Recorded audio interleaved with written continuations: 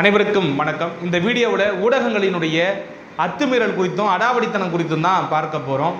பொதுவாகவே ஊடகங்களை ஜனநாயகத்தினுடைய 4வது தூண்னு சொல்லுவாங்க. ஏன் அப்படி சொல்கிறாங்கனாக்கா, மற்ற 3 தூண்கள் இருக்குது தெரியுமா? அந்த 3 தூண்களுக்கும் மக்களுக்குமான இடைவெளியை குறைக்கிறது இந்த 4வது தூண் தான்.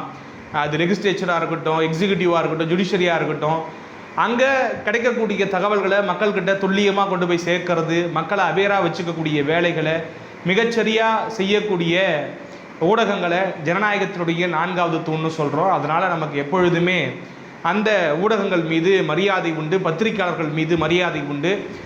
அந்த மாதிரியான ஜெனியூனான வேலை செய்யக்கூடிய ஆட்கள் மீது நமக்கு எப்பொழுதுமே பெரிய ரெஸ்பெக்ட் இருக்கும். அதில் மாற்று கருத்தே கிடையாது. ஆனால் இன்னைக்கு ஊடகங்கள் எந்த அளவுக்கு மாறி இருக்கு, எப்படியாக மாறி இருக்கு? முன்பெல்லாம் அது ஒரு மக்கள் பணியாக இருந்தது.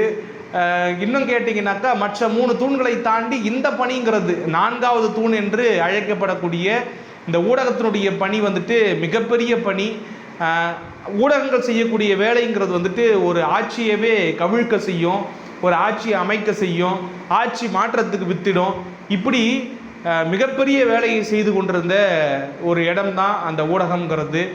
இன்றைக்கி ஆனால் டோட்டலாக வேறையாக மாறிடுச்சு. ஒட்டுமொத்தமாக இன்றைக்கி மீடியாங்கிறது, இன்றைக்கி பத்திரிகை உலகங்கிறது வர்த்தகமாக மாறிவிட்ட சூழலில் எல்லா காலத்துலேயும் வர்த்தகம் உண்டு. ஆனால் வர்த்தகத்தை தாண்டிய ஒரு அறம் இருக்கும், ஊடக அறம் இருக்கும், தொழில் அறம் இருக்கும். அந்த தொழில் அறத்திலிருந்து ஒட்டுமொத்தமாக விலகி இன்றைக்கி தங்களுடைய டிஆர்பி ரேட்டிங்காக, இல்லை சிலரிடமிருந்து கிடைக்கக்கூடிய ஆதாயத்திற்காக, ஆளுங்கட்சிக்கு ஆதரவாக ஊதுகுழலாக இருப்பதற்காக, இப்படி பல்வேறு விடயங்களுக்காக தங்களை தாங்களே சமரசம் செய்து கொண்டு ரொம்ப கீழே இறங்கி கீழ்த்தரமான வேலைகளை செய்ய ஆரம்பிச்சிட்டாங்களோ அப்படிங்கிற கேள்வி எழும்புது.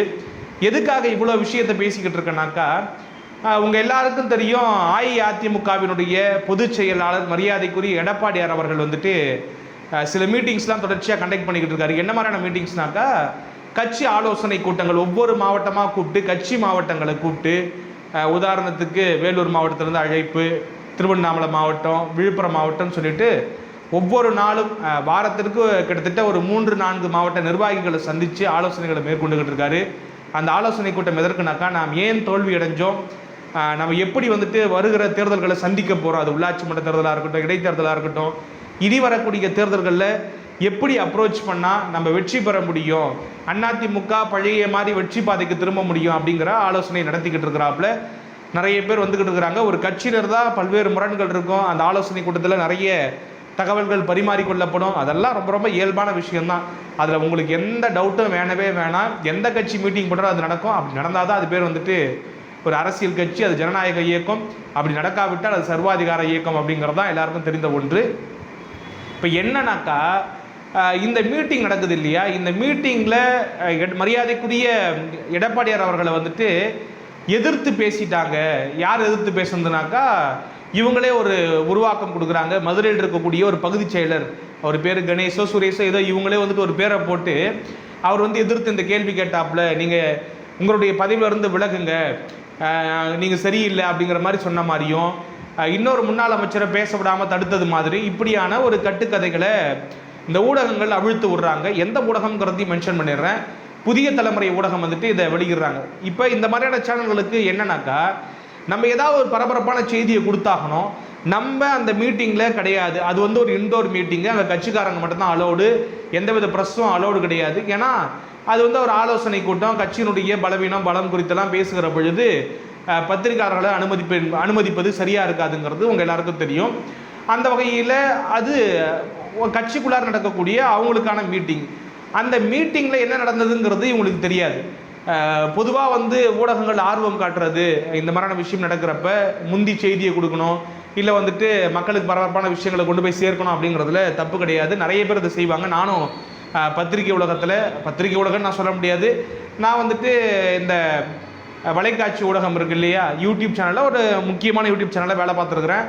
இந்த மாதிரியான செய்திகள் கிடைச்சா உடனே டெலிகாஸ்ட் பண்ணுவாங்க, அதெல்லாம் ஓகே தான். ஆனால் ஒரு செய்தியை டெலிகாஸ்ட் பண்ணுறதுக்கு முன்னாடி அது சரியாக இருக்குதா, 100% நம்பகத்தன்மையான தகவலா, யார்கிட்டையாவது நம்ம உறுதிப்படுத்திருக்கோமா அப்படிங்கிறதெல்லாம், ஏன்னா தெரிஞ்சுக்கிட்டு தான் நம்ம அதை செய்யணும்.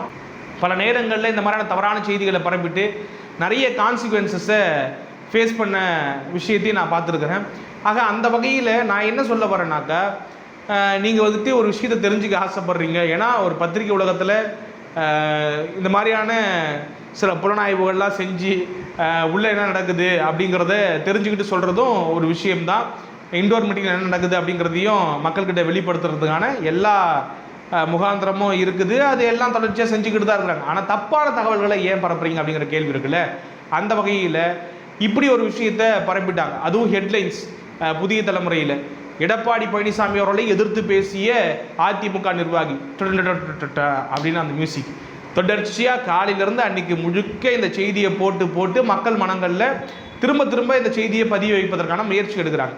அப்போ இது நம்ம சாதாரணமாக இந்த விஷயத்தை கடந்து போக நம்மளால் முடியல. ஏன்னாக்கா ஆல்ரெடி அதிமுகங்கிற இயக்கத்தை ஒட்டுமொத்தமாக க்ளோஸ் பண்ணணும், இழுத்து மூடணும். ஏன்னா இந்த 2 திராவிட கட்சிகளும் மாறி மாறி சண்டைக்கிட்டு கொள்கிறப்ப தமிழ்நாடு பெரும் வளர்ச்சியை நோக்கி நகர்ந்தது அப்படின்னு சொல்லலாம். ஆக இந்த இருதுருவ அரசியலை ஒட்டுமொத்தமாக க்ளோஸ் பண்ணணும் அப்படிங்கிறதுக்காக தான் தாவேக்காங்கிற கட்சி வந்துட்டு உள்ளே வந்திருக்கோ அப்படிங்கிற சந்தேகம், ஐயம் நமக்கு இருக்குது. அதற்கு பின்னாடி ஒரு பெரிய செயல் திட்டம் இருக்கும்னு சொல்லிட்டு அந்த வகையில் தாவேக்கா மிகப்பெரிய ஒரு ப்ராஜெக்டை வெளிப்படையாகவே அவங்க சொல்கிறாங்க. அதிமுகவை அழிப்பது தான் எங்களுடைய வேலை, அதிமுகவை விழுங்குவது தான் எங்களுடைய வேலை, அதற்கு எந்த எல்லைக்கும் போவோம்னு சொல்லிட்டு ஆதவர்ஜுனா மாதிரியான ஆட்கள்லாம் வந்துட்டு தங்களை தாங்களே புதிய அதிமுக என்று அதிமுகவினுடைய கணுக்கால் நகத்துக்கு கூட ஈடாகாத ஒரு கட்சியை ஒப்பிட்டு பேசிக்கிட்டு இருக்கிறாங்க. அது விட்டுருங்க. இந்த மாதிரியான சூழலில் இப்போ இந்த மாதிரியான ஊடகங்கள் செயல்படுது. ஏற்கனவே தொடர்ச்சியாக அந்த ஊடகங்கள் தான் இடமரான கட்டமைப்பு உருவாக்குனாங்கனாக்கா அதிமுக பலவீனமாக இருக்குது. அதிமுக திரும்ப திரும்ப தன்னை ப்ரூவ் பண்ணிகிட்டே இருந்தாலும் அதிமுகவில் பிரச்சனை இருக்குதான். அதிமுகவில் நிறைய பேர் வெளியேறி இருக்காங்க. எல்லா கட்சிகளிலும் இந்த மாதிரியான பிரச்சனைகள் வந்திருக்கு. திமுகவிலிருந்து அதிமுக வெளியேறி இருக்கு, திமுகவிலிருந்து மதிமுக வெளியேறி இருக்கு. ஆனால் அப்பெல்லாம் இந்த ஊடகங்கள் வந்துட்டு காட்டிய இன்ட்ரெஸ்ட்டை விட அதிமுகவிலிருந்து ஏதாவது ஒரு சின்ன கிளை செயலர் ஏதாவது ஒரு பிரச்சனை எழுப்பினா கூட அதிமுக பிளவுபட்டு விட்டது. அதிமுகவில் ஒரு தொண்டர் போயிட்டு பேட்டி கொடுத்தா கூட அதிமுக செங்குத்தாக பிளந்து விட்டது. இப்படி தனிநபர்கள் வெளியில் போகிறதுக்கெல்லாம் அதிமுக செங்குத்தாக பிளந்துச்சு, 3ஆக பிளந்துச்சு, 4ஆக பிளந்துச்சுன்னு சொல்லி பரப்பி தொடர்ச்சி அதிமுகவை மக்கள்கிட்ட ஒரு பலவீனமான தோற்றத்தை உருவாக்குவதற்கான முயற்சிகளை எடுத்தாங்க. அது ஒரு ஸ்ட்ராட்டஜி தானே. இப்படி அதிமுகவை சொல்வதன் மூலமாக மக்களுக்கு என்ன மாதிரியான அபிப்பிராயம் உண்டாகுனாக்கா ஒருவேளை அதிமுக உண்மையிலேயே வீக் ஆகிடுச்சு பொழுது அப்படிங்கிற ஒரு எண்ணம் தோன்றும் இல்லையா. அப்போ திரும்ப திரும்ப ஆனால் தொண்டர்கள் என்ன பண்ணுறாங்கனாக்கா அதிமுகவை இறுக பிடிச்சி அதிமுகவுக்கு வலு சேர்த்துக்கிட்டே இருக்கிறாங்க. நாடாளுமன்ற தேர்தலில் அதிமுக இல்லாமல் போகும்னாங்க, தனித்து நின்று 23% வாக்குகளை பெற்றாங்க. இப்போ இந்த மும்முனை போட்டியிலேயே சட்டமன்ற தேர்தலில் சட்டமன்றம் வந்துட்டா சின்ராஸ் தாங்கிற மாதிரி 27% வாக்குகளை பெற்றிருக்கிறாங்க. அதிமுக தோல்வி அடைஞ்சிருக்கு. அரியணையில் ஏற முடியாட்டியும் கூட இத்தனை பிரச்சனைகளை தாண்டி இத்தனை அந்த பிம்ப கட்டமைப்புகள், அதாவது போலியான இந்த கட்டமைப்புகளை உருவாக்குகிற இந்த ஊடகங்களை எல்லாம் கடந்து அதிமுக நின்று இருக்கு அப்படிங்கிறத பார்க்கணும். ஆனாலும் கூட திரும்ப திரும்ப இந்த ஊடகங்கள் பொய் செய்திகளை பரப்புவதுங்கிறத தங்களுடைய வாடிக்கையாக வச்சிருக்கிறாங்க. அப்போ அந்த அசைன்மெண்ட்ல இந்த மாதிரியான ஊடகங்களும் சேர்ந்து இருக்குதோ, இந்த ஊடகங்களும் சேர்ந்து செயல்படுறாங்களோ அப்படிங்கிற கேள்வி ஏற்படுது. நமக்கு வந்துட்டு இயல்பாகவே தோணுது இல்லையா. அப்போ அவங்க சொல்லி இதெல்லாம் நடக்குதோ, இதுக்கு பின்னாடி யார் இருக்கிறா அப்படிங்கிற கேள்வி வந்துட்டு எழும்புதலே. இதை பொய் செய்தின்னு யார் சொன்னது அப்படின்னு கேட்டிங்கனாக்கா அதே ஊடகம் வந்துட்டு திரும்ப சொல்லியிருக்குது. என்னன்னாக்கா ஒரு சின்னதாக ஒரு ட்வீட் மாதிரி போட்டிருக்கிறாங்க, நாங்கள் அந்த செய்தியெல்லாம் நீக்கிட்டோம். அதுக்கப்புறம் வந்து பார்த்தீங்கன்னாக்கா அதாவது எடப்பாடி பழனிசாமி அவர்களை எதிர்த்து பேசி அதிமுக நிர்வாகின்னு காலிலேருந்து அடிச்சுக்கிட்டே இருந்தாங்க தெரியுமா, ஹெட்லைன்ஸு பிரேக்கிங்னு அடிச்சுக்கிட்டே இருந்தாங்க தெரியுமா, அதெல்லாம் நீக்கிட்டாங்களாம் இவங்க. இது போக அதுக்கு வருத்தம் தெரிவிச்சுக்கிறாங்க. அதாவது எப்படி ஒரு நாள் பூரா மக்கள் மனசில் ஏதாவது பரபரப்பான ஒரு செய்தியை உண்டாக்கி அவங்களுடைய மனங்களில் இப்படி விஷயத்தை பதிவு செஞ்சுட்டு, அதாவது ஒட்டுமொத்த கட்சியும் ஏதோ பொதுச் செயலாளருக்கு எதிராக இருக்கிற மாதிரியான ஒரு கருத்துருவாக்கத்தை உண்டு பண்ணிட்டு சின்னதாக ஒரு போஸ்ட் போட்டு முடிச்சுடுவாங்களாமா. அப்போ இது திட்டமிட்டு செய்யப்பட்டதாகவே எனக்கு தோணுது. இப்போ அவங்க வந்து அந்த வருத்தம் தெரிவித்து அதில் வந்து விலகிட்டு மாதிரி ஆயிடுச்சா.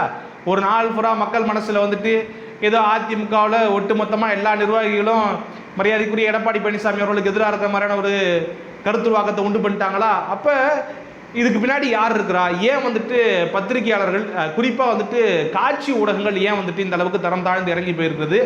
புதிய தலைமுறைக்கு இந்த கேள்வி வைக்கிறோம். ரொம்ப கனிவாக தான் இந்த விஷயத்தை நான் அணுகணும்னு பார்க்குறேன்.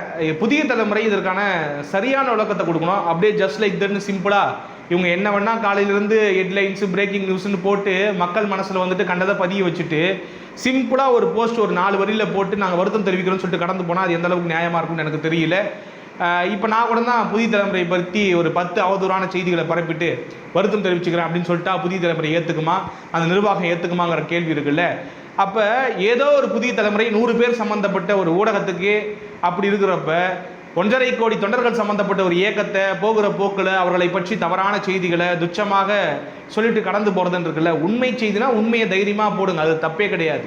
ஆனால் இல்லாத ஒன்றை பரப்புவதன் நோக்கம் என்ன, உங்களுடைய உண்மையான நோக்கம் என்னங்கிறத நான் தெரிஞ்சுக்கணும்னு ஆசைப்பட்றேன். அதுதானே தவிர வேறு எதுவும் கிடையாது. ஆக இனி வரக்கூடிய நாட்களில் உங்களுடைய தரத்தை குறைச்சிக்காமல் தரம் தாழாமல் நடந்துக்கணும். ஏன்னா ஊடகங்கள் மற்றவர்களை கேள்வி கேட்குறப்ப, ஊடகங்கள் தவறாக நடந்துக்கிறப்ப யார் கேள்வி கேட்க முடியும்? நாங்கள் தான் கேள்வி கேட்க முடியும், மக்களாகி நாங்கள் தான் கேள்வி கேட்க முடியும். அதனால் இது குறித்த உங்களுடைய பார்வை என்னங்கிறத கமெண்ட் பாக்ஸ் சொல்லிட்டு போங்க. டாடா, பை பை.